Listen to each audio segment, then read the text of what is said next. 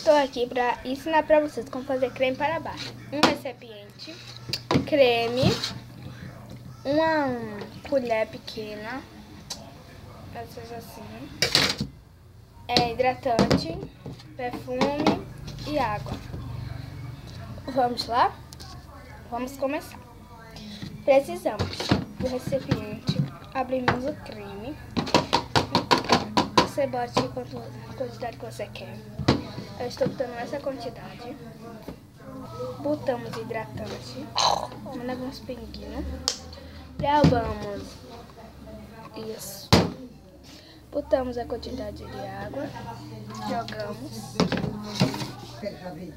Aí a gente vai pegar, quando eu botei já, nós vamos balançar, tá?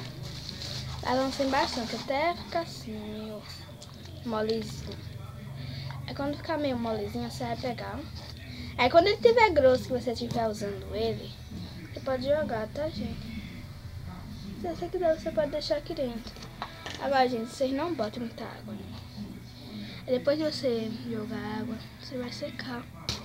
E você vai pegar mais creme.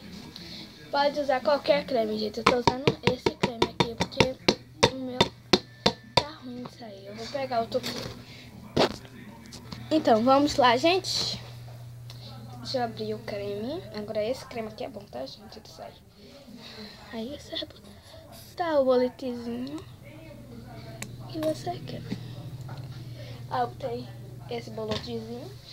Agora eu vou pegar este daqui e vou botar mais. Gente, pra botar bastante. Agora, você escorra a água. Se não deixa a água aqui dentro escorrer, você pega a balança. Balança, sacode pra cá e pra lá. Então, esse aqui foi o vídeo. Como fazer creme para a Barbie. Então, você pode fazer mais. Então, gente, ficou bem molinho, porque fica melhor, né, pra passar no cabelo da boneca. Você passando assim. Então, esse vídeo foi como fazer creme para a boneca. Então, tchau!